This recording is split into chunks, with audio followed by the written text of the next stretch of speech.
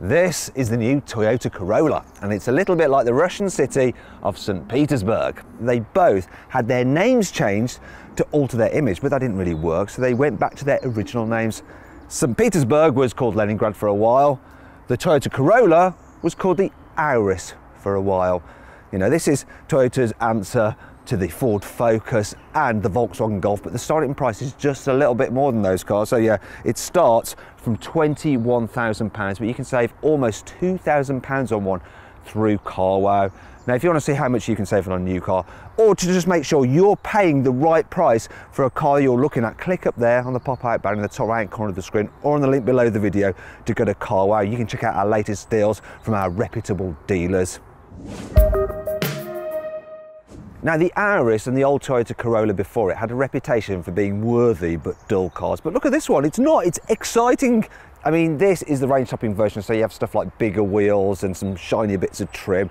The lesser models aren't quite so swanky, but they are still pretty cool looking. And the grille, it stands out. You've got these sleek headlamps. Oh my gosh, a Toyota hatchback that is interesting to look at. Please, please, please continue on the inside. Will it? Oh yes, they have. I really like the look of this interior. It's got so much unique style to it. Quality is pretty good as well. It's all nice and squidgy. Things feel solid too. And then there's the switches, they're nicely damped. Even the climate control switches, nice feel to them. Metal edges on them as well. You've got sweepy metal trim here, metal effect trim here. But then there are a few Toyotaisms. For instance, this bit of plastic here is cheap. Also, what's with this difference between the dash and the door top? I mean, I could probably store a bottle of water up there. Yes, I can.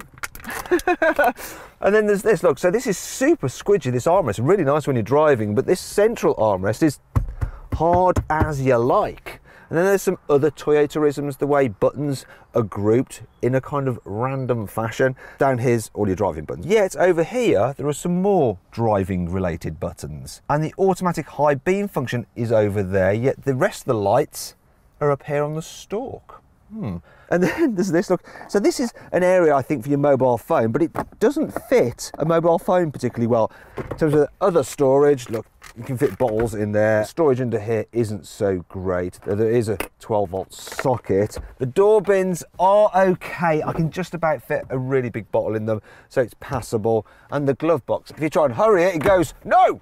I'll take my own time, thank you very much. Can't fault the driving position though, it's absolutely brilliant. It usually is on Toyotas, to be fair. Decent amount of adjustment in the steering wheel, and of course you can alter the height of the driver's seat if you're short, and push it all the way down if you're very, very tall, and then there's plenty of headroom, and you can slide it all the way back as well.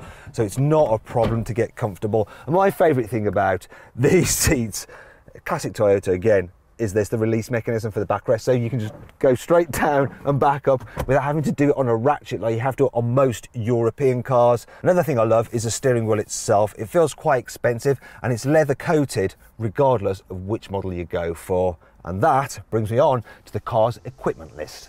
The Corolla range kicks off with the Icon, and it gets an 8-inch touchscreen, heated seats with adjustable lumbar support for the driver, and dual zone climate control. There's also semi-autonomous driving tech, so it's a cruise control system which will use radar technology to keep you a safe distance from the car in front, and it'll even steer to keep you safely in lane. And it's amazing that you get that right across the range. The next level up is Icon tech, and that adds some extra gadgets such as parking sensors, a reversing camera, and auto park, so it'll do the steering for you to get you into space. It also adds inbuilt satellite navigation for the infotainment system and a larger digital screen for the driver, which shows more information than the standard smaller screen. To all that, the design adds some styling upgrades such as rear privacy glass. Excuse me. You also get some side skirts to make it look more sporty. It also adds LED fog lights. At the top of the range is the XL, which is what this car is, and it has 18-inch alloy wheels, bi-LED headlights, and a snazzy satin surround for the grille. There's comfy body-hugging sport seats too, and red stitching on the dash, and keyless entry. However, all these extras are a little bit superfluous. Really, the sweet spot in the range is the Icon tech, as it has all the kit you really need. The last thing to talk about here in the front is the tech itself. So the infotainment system isn't very high resolution, but at least it's colourful. The menus are laid out clearly and you get plenty of physical shortcut buttons, which is handy. Also, it's pretty logical, but the screen isn't very responsive to your touch. It can be a bit slow. You can control certain things with voice commands, but it's very limited what you can actually do with it. It is easy to input a destination into the sat-nav, but it takes a while for the system to calculate a route and to add a waypoint. Now for me, the biggest problem with this infotainment system is the fact that it doesn't come with Apple CarPlay nor Android Auto. However, it will be added in future, and if you buy a car now, you'll be able to have it retrofitted. Moving on to the digital driver's display, you can look through different menus and go through different functions. However, the information you can see on there isn't quite as extensive as you can get with VW's digital driver's display on the Golf, though you do have to pay extra for that. Now, if you want to see my full in-depth video review of the Volkswagen Golf, especially because it's got a better infotainment system, click up there on the pop-out banner in the top right-hand corner of the screen or on the link below the video. Now, let's move on to the Auris's back seats. And the first thing to note is that the rear doors don't open all that wide. Another thing is that, well, it's just a little bit more cramped in the back in terms of knee room than its key competitors. Headroom, that's all right-ish. The main problem is this, the sloping roofline. So when you look to the right, you're just staring at that, and the window seems quite low down, so that all makes it feel a bit dark and dingy in here, especially with this black interior trim. One saving grace is that the rear windows do go all the way down. So the materials here are hard plastics, though it's the same story in the back of a Volkswagen Golf. Though this armrest here is absolutely lovely, so it's quite good to just lean on if you're on a longer journey. But what about if you need to carry 3 people at once? Well, there's not too big a hump in the floor. The middle seat, when just sat here on your own, is just about all right. However, with 2 people either side of you, the narrow body means that it feels really cramped for shoulder space. Also, the people on the outer seats will have a bigger problem with that sloping roofline because their heads will be rubbing up against it. And if they've got long legs, they'll really notice that limited rear knee room as well. Also want to point out this, yes, you do have an armrest, a couple of cup holders, which is quite handy.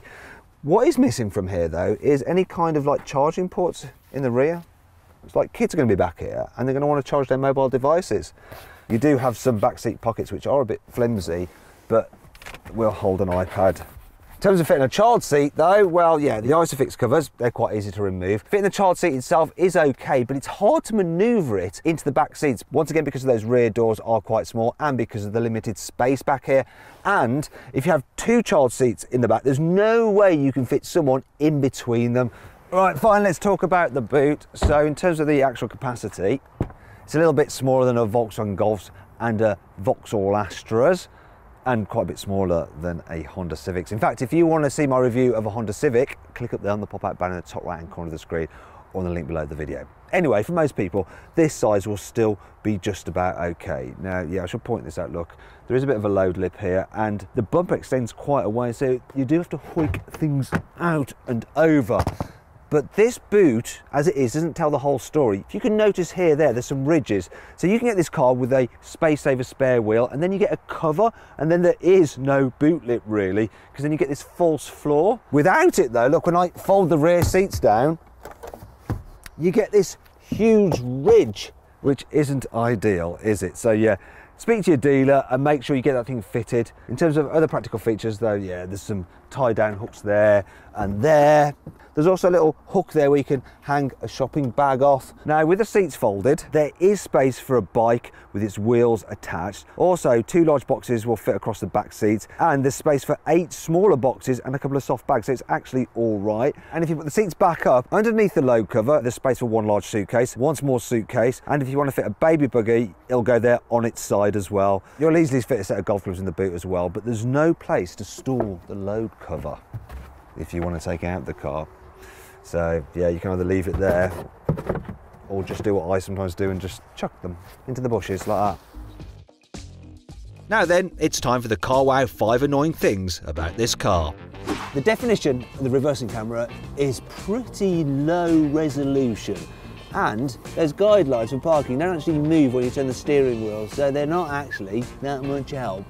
If you have the 2-litre hybrid version of this car, because the engine is slightly bigger, the 12-volt battery has to be moved from the front to the rear, which means it actually eats into the boot space. You have a bit less load capacity, and so there's no way I'll be able to sit quite so comfortably. In most cars, if you want to turn off the parking sensor so it stops beeping, such as when you're filming about how bad the reversing camera is, you just press a button. On this car though, you have to go into a menu using the buttons on the steering wheel and turn it off that way, and it's all a little bit of a faff. You don't get door bins here in the back, just a cup holder. So you can only fit like a bottle or a cup in there. However, it actually says for you not to fit a cup. Oh?